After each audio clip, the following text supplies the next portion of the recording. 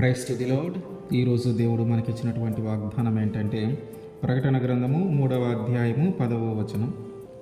భూనివాసులను శోధించుటకు లోకమంతటి మీదికి రాబోవు శోధన కాలములో నేనును నిన్ను కాపాడేదను.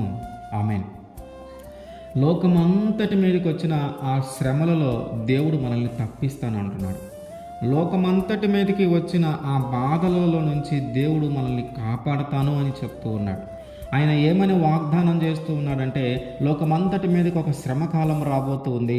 ఆ శ్రమల కాలంలో నేను క్షేమంగా ఉంచుతాను. లోకమంతటి మీదకి ఒక బాధలు రాబోతూ ఉన్నాయి. ఆ బాధల్లో నేను నిన్ను క్షేమంగా ఉంచుతాను. ఆ శ్రమలు ఏవి నిన్ను తాకకుండా, ఆ బాధలు ఏవి నీకు కలగకుండా నేను నిన్ను కాపాడుకుంటానని దేవుడు వాగ్దానం చేస్తున్నాడు.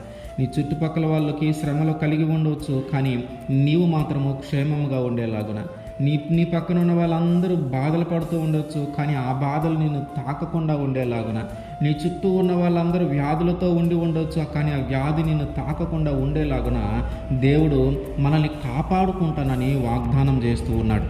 అయితే మనము ఎప్పుడైతే దేవునికి ఇష్టమైన వ్యక్తులుగా మనం ఉంటామో, ఎప్పుడైతే దేవునికి నచ్చిన వ్యక్తులుగా మనం ఉంటామో, ఎప్పుడైతే ఆయన మాట విని ఆ మార్గంలో మనం నడుస్తూ ఉంటామో, అప్పుడు దేవుడు కాపాడడానికి అవకాశం ఉంటుంది.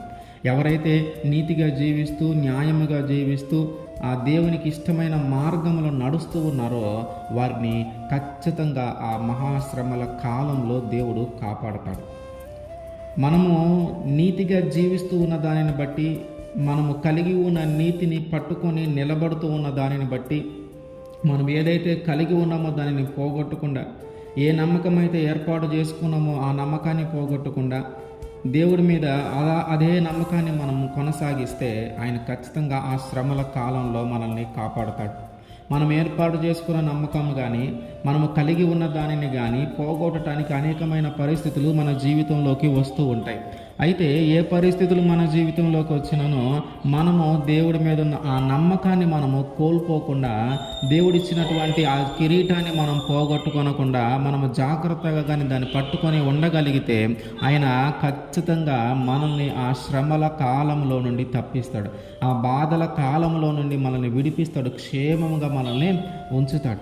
మనము ఆయన మాట విని, ఆయనకి లోబడి, ఆయన మార్గంలో మనం నడిస్తే చాలు, ఆయన చేసిన వాగ్దానాన్ని మన జీవితంలో జరిగిస్తాడు.